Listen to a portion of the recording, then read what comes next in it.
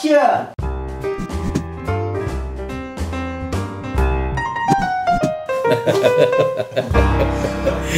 Oke.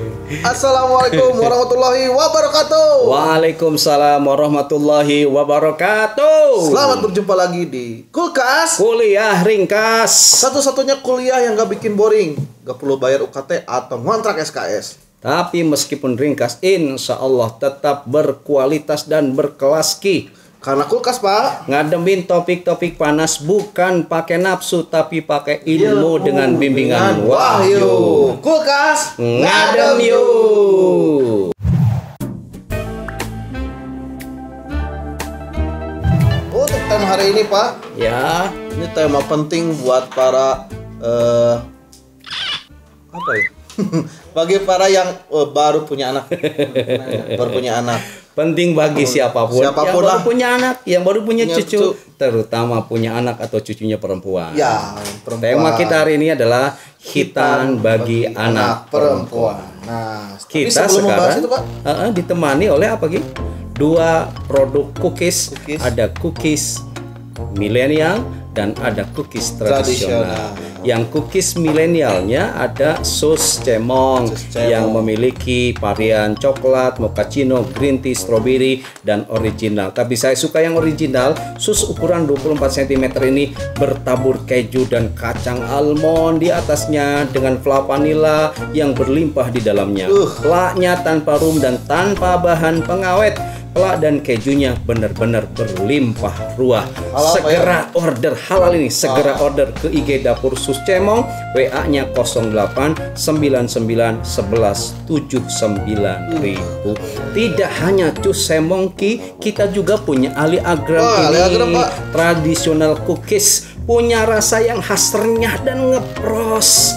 Renyahnya itu sampai ke hati. Lalu ciri khasnya bahannya tradisional. Di produknya dari gula merah asli daerah pedalaman Cianjur. Kemudian harganya terjangkau 15.000 2 pack. Setiap packnya ada 20 pieces. Segera order langsung ke brand Cianjur. IG-nya WA-nya 0858 3204 5359. wow, keren. Hari Order ini ya. kita keren banget. Ada cookies tradisional dan ada cookies Cookies milenial. milenial. Dua-duanya makanan yang nembus banget ke hati. Mantap. Mantap. Oke, kita lanjut lagi ke tema kita hari ini, hitan bagi anak perempuan. Ini sempat menjadi polemik juga. Tapi dari diri saya, Pak, ya, di Ya. keluarga saya. Karena untuk orang tua kekehnya pengen dihitan, tapi dari istri dia nggak mau gitu. Oke, anak Tapi kamunya perempuan, kan? perempuan, anak saya Perempuan. perempuan. Tapi akhirnya dihitan juga karena sang istri nurut ke orang tua juga. Nah, Oke. nah ini Pak, bagaimana sih sebenarnya kedudukan hitan wanita dalam pandangan Islam? Nah, yang pertama sih apa sih Pak hitan itu? Begini Ki, pertama disebutkan dalam kitab Tufatul Maudud karya Ibnu Qayyim al-Jauzi bahwa ketika Siti Hajar hamil istri kedua dari Nabi Ibrahim, Siti Sarah istri yang pertamanya cemburu. Ekspresi kecemburunya dia bersumpah, saya akan memotong 3 anggota badan saya. Nabi Ibrahim kan kaget, khawatir Siti Sarah menggunting telinga dan hidung. Ya. Maka setelah itu disuruhlah Siti Sarah untuk memenuhi sumpahnya itu dengan membolongi telinga dan hitan itu. Kemudian yang kedua dalam hadis Rasulullah Shallallahu Alaihi Wasallam kata Rasul begini, ikhtatana Ibrahim alaihissalam, dihitan Nabi Ibrahim alaihissalam, wa huwa ibnu samanina sanatan bil kudum. Gitu, setelah dia berumur 80 tahun bil kudum dengan kampak gitu. Nah, ini Said Sabiq tidak setuju dengan tafsiran bil kudum dengan kampak. Makna bil kudum itu di desa Kudum, satu wilayah yang ada di Syam. Karena nggak mungkin kekasih Allah dihitanya ceplok. Pakai kampak. Kemudian yang ketiga, hitan itu merupakan fitrah dalam Islam. Fitrah itu bagian dari dasar agama. Al fitratu khamsun, dalam teks hadisnya au khamsun minal fitrati, satu al hitan. Fitrah itu dihitan. Satu. Yang kedua wal istighdad, yakni mencabut rambut kemaluan. Gitu. Jadi ada yang menafsirkan mencabut bulu kemaluan atau mencukur. Dicukur. Jadi bulu kemaluan itu gitu ya. Kemudian oleh siapa dicukurnya? Bisa gantian. Lalu berikutnya adalah wanakhul ibti, yakni mencabut bulu ketiak. Ketiak. Ya, bulu ketiak. Jadi bulu ketiak harus dicabut atau juga bisa dicukur. Jadi jangan dipelihara nanti. Setelah itu memotong kuku. Gitu. Wataklimul adfar, memotong kuku. Kuku ini harus dipotong, jangan dipelihara, terutama yang tangan kiri, jari kiri. Kenapa? Sebab jari kiri ini kan cleaning service. Ya, itu. Kemudian waqassus sarib, yang kelima fitrah itu memotong kumis. Jadi kumis itu dipotong, terutama bagi perkumpulan kumis carang di kumis itu. Lalu yang keempat kayak gini, khitan itu bagian dari ibadah.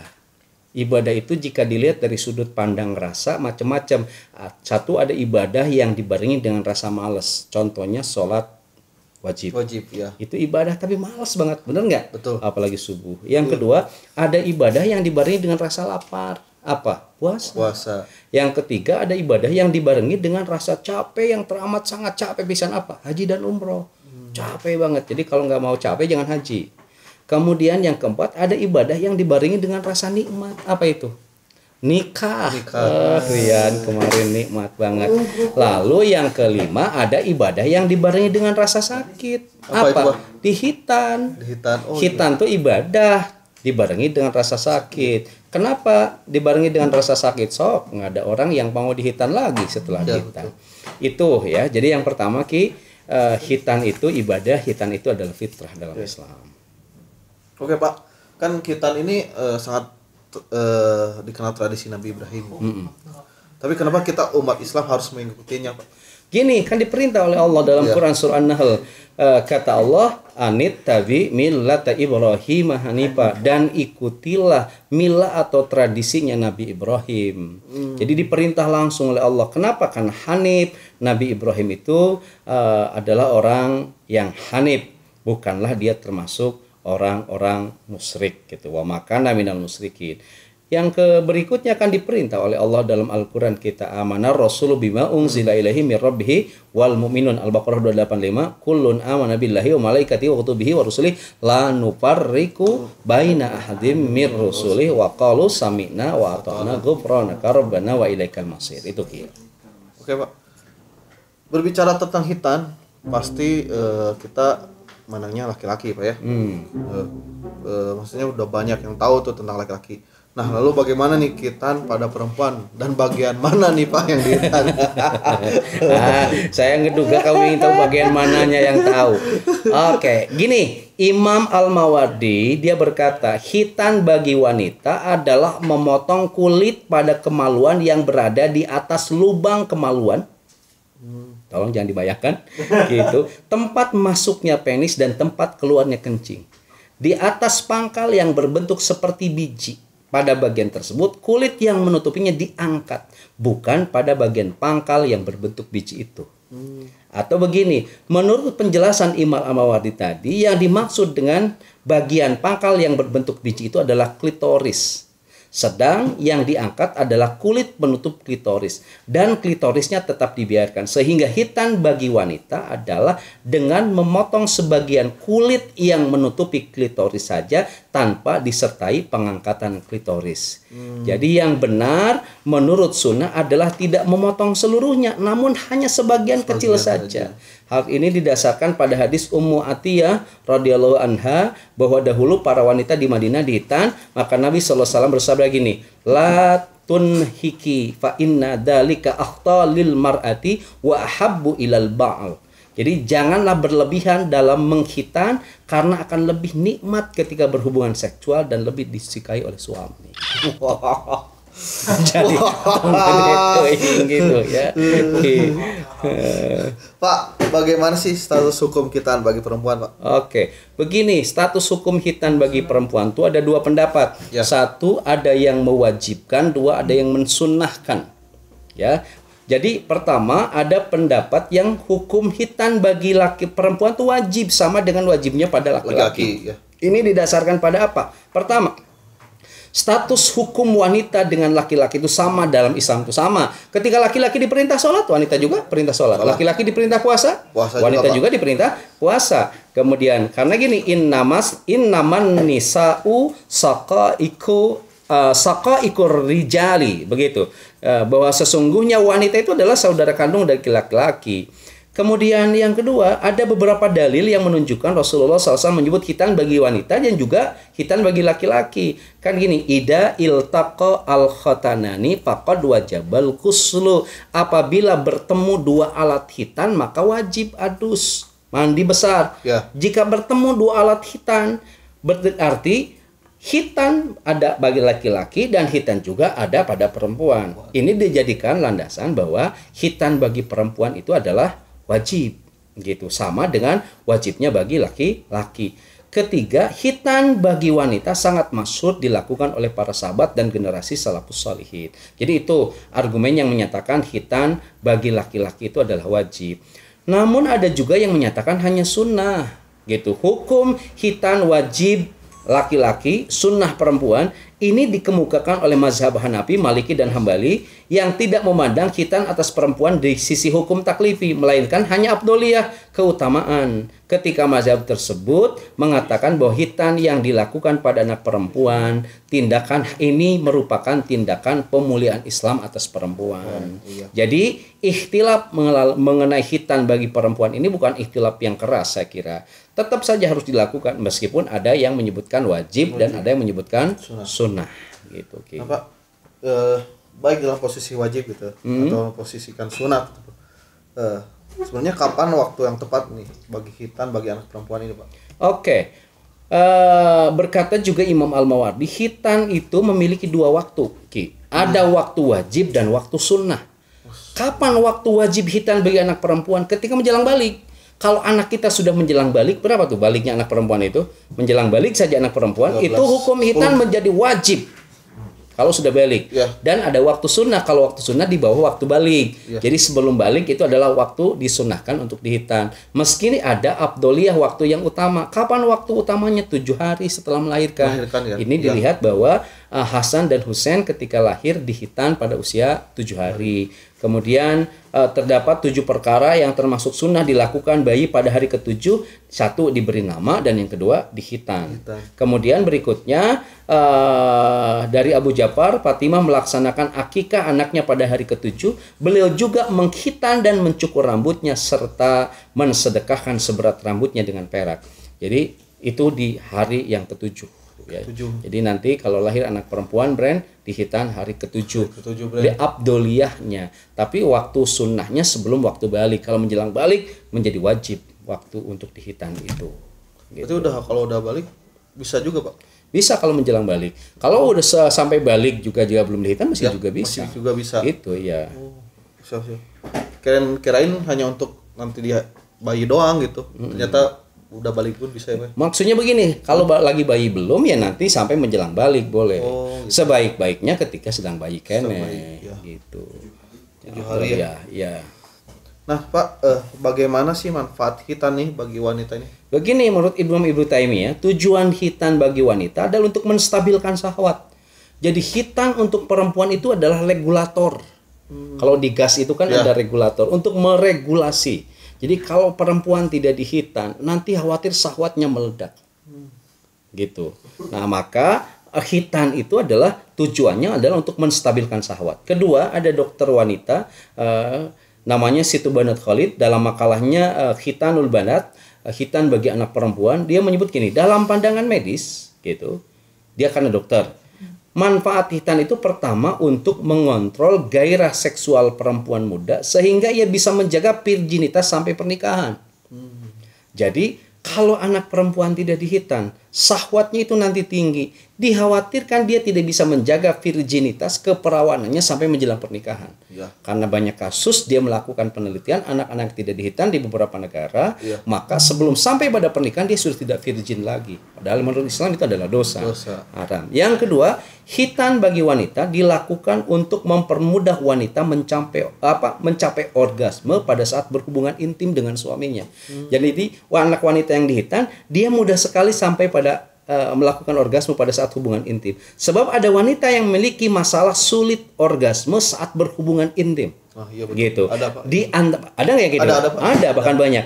Di antara penyebabnya bisa jadi disebabkan tudung klitorisnya terlalu tebal hingga menutupi klitoris. Maka tudung klitoris yang tebal itu kan sejatinya disunat hingga dia menjadi mudah orgasme. Berikutnya, dengan disunat klitoris menjadi mudah dibersihkan sehingga dapat mencegah bau tidak enak. Benar nggak ada bau tidak enak? Ya, Pak.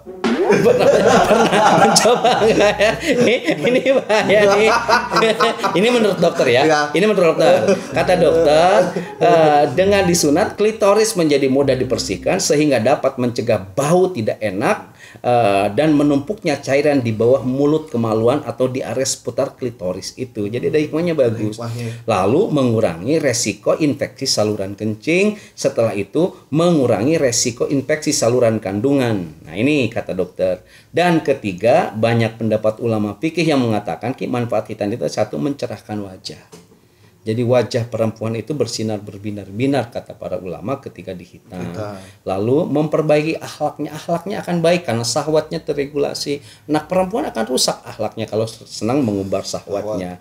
Lalu dia akan pandai menahan hawa nafsu dan bisa menjaga adab, juga bisa menjaga kemaluan. Kan kemuliaan seorang itu karena kepandaian menjaga kemaluan. Khawatir kalau perempuan tidak dihitan dia gampang lepas kontrol. Lepas kontrol. Ya, lepas kontrol. Oke. Ya, lepas kontrol. Pakai R, oke. Ya. Nah, Pak, mengingat masih tetap muncul silang pendapat nih masalah hitan perempuan ini. Mungkin untuk kaum milenial mereka udah nggak usah gitu ya. Tapi orang tua zaman dulu mereka sih sangat mewajibkan itu gitu. Mereka sampai ngewanti-wanti harus dihitan dan lain-lain. Oke. Apakah MUI mengeluarkan fatwa tentang hitan ini, Pak? Atau adakah peraturan Menteri Kesehatan tentang hitan Oke, ini, Pak? gini, Majelis Ulama Indonesia mengeluarkan fatwa tentang masalah hitan pada wanita pada keputusan Fatwa Majelis Ulama Indonesia nomor nomor 9A tahun 2008 tentang hukum pelarangan hitan terhadap perempuan. Ya. Jadi nggak boleh ada pelarangan. Sebab dalam fatwa MUI tersebut, MUI menegaskan bahwa hitan bagi wanita termasuk fitrah atau aturan dalam syariat Islam. Hitan terhadap perempuan adalah makrumah. Makrumah itu arti bentuk pemuliaan terhadap perempuan. Pelaksananya sebagai salah satu bentuk ibadah yang dianjurkan. MUI juga menjelaskan bahwa pelanggaran hitan terhadap perempuan atau pelarangan hitan terhadap perempuan adalah bertentangan dengan ketentuan syariat Islam karena hitan baik laki-laki maupun perempuan termasuk fitrah aturan syariat Islam. Nih gini, dalam fatwa MUI juga menjelaskan batas atau cara hitan perempuan. Pelaksanaan hitan terhadap perempuan harus memperhatikan sebagai berikut. Pertama, hitan perempuan dilakukan cukup dengan hanya menghilangkan selaput atau jaldah atau kolum atau prepurtium dalam kedokteran yang menutupi klitoris. Jadi hitan perempuan tidak boleh dilakukan secara berlebihan seperti memotong atau melukai klitoris. Bukan motong atau melukai gitu. Ya. Nah, yang mengakibatkan doror kemadorotan. Nah, berikutnya juga di kita ada peraturan Menteri Kesehatan tentang hitan bagi wanita. Ya, yaitu peraturan Menteri Kesehatan RI nomor 1636 ini garis miring Menkes garis miring Pet garis miring 11 garis miring 2010 tentang sunat perempuan. Dijelaskan bahwa hitan perempuan adalah tindakan menggores kulit yang menutupi bagian depan klitoris tanpa melukai klitoris itu. Jadi adanya Permenkes ini bisa dijadikan SOP nanti oleh siapapun. Intinya gini, bahwa hitan perempuan diatur dalam Permenkes tersebut bukan mutilasi genital preparium atau yang disebut dengan FGM, itu yang dilarang oleh WHO. Bukan itu, bukan mutilasi. Hitan itu hanya menggores saja kulit klitorisnya. Jadi MUI sama Permenkes itu udah sepakat tentang itu. Jadi mungkin kita harus banyak baca dan lain tentang informasi ini. Karena kebanyakan masih yang udah nggak usah gitu. Mereka tuh tidak mau untuk seperti itu. Mereka mungkin karena takut mungkin, Pak, tapi maksudnya edukasi tentang itu tuh tidak tersampaikan seperti benar. itu. Kita ngasih sedikit info. Nah, ya. itu. Nah, ini infonya nih di kulkas, Pak ya. Oke, ini nonton kulkas. Nah, Pak, terakhir Pak, kesimpulannya Pak, bagaimana Pak? Kesimpulannya biar nanti kita gampang nerima informasi apapun, jangan lupa makan sus cembong sama aliagram. Gitu ya. Satu, kesimpulannya begini, hitan wanita termasuk bagian dari syariat Islam. Ya. Syariat Islam, pasti apa yang disyariatkan ada manfaat. Kemudian yang kedua, hukum khitan bagi wanita diperintahkan sebagaimana ulama mewajibkannya, sebagian lagi mensunatkannya. Meskipun tidak melakukannya, seorang muslim wajib meyakini bahwa khitan adalah bagian syariat Islam. Seorang muslim tidak boleh melakukan pelarangan terhadap praktik khitan wanita, nggak boleh. Yang ketiga, khitan pada wanita menurut syariat Islam berbeda dengan FGM yang dilarang oleh WHO, bukan mutilasi. Kemudian khitan bagi wanita mengandung beberapa manfaat dan hikmah seperti menstabilkan syahwat supaya lebih gampang memuaskan pasangan. Di samping itu juga memiliki manfaat dari sisi medis. Kemudian khitan bagi wanita sama sekali tidak berbahaya jika ditinjau dari aspek medis, tidak berbahaya. Malah khawatir kalau tidak dihitan itu syahwat anak kita tidak bisa diregulasi sehingga dia tidak bisa mempertahankan virginitas sampai pernikahannya. Dan sudah banyak kasus, banyak anak perempuan tidak virgin menjelang pernikahan. Bisa jadi karena syahwatnya tinggi, ya. Kemudian khitan wanita harus dilakukan oleh tenaga medis yang ahli dan berpengalaman dengan menggunakan alat medis yang steril tentu, dan dianjurkan dilakukan oleh petugas kesehatan wanita. Jadi jangan ragu, yang mau khitan anaknya sudah dilindungi oleh Fatwa MUI, dilindungi juga oleh Permenkes, silakan. Dan itu juga syariat Islam. Dan bukan proses melukai, tapi nanti visi kedepannya meregulasi syahwatnya. Intinya seperti itu ya buat teman-teman ya. Intinya harus sering baca-baca atau nanti ada edukasi yang bisa tersampaikan terutama melalui kulkas ya. Sebab edukasi melalui kulkas saya kira sangat ringkas lah. Dan jangan lupa kalau aktivitas apapun bawa selalu sus, cemong, dan ali ageng. Oke Mas, di akhir pertemuan kita. Tapi bahasan tentang khitan bagi perempuan yang kita sampaikan jangan dianggap yang paling benar, nanti tanya pada narasumber yang lain karena wawasan Islam itu begitu luas, kita tidak bisa seluas itu menyampaikan karena kita terbatas, karena kita itu kulkas, kuliah ringkas, satu-satunya kuliah yang gak bikin boring, gak perlu bayar UKT atau kontrak SKS. Tapi meskipun ringkas, insya Allah berkelas dan berkualitas. Karena kulkas ngademin topik-topik panas bukan pakai nafsu, tapi pakai ilmu atas bimbingan wahyu. Kulkas ngadem yuk. Wassalamualaikum warahmatullahi wabarakatuh.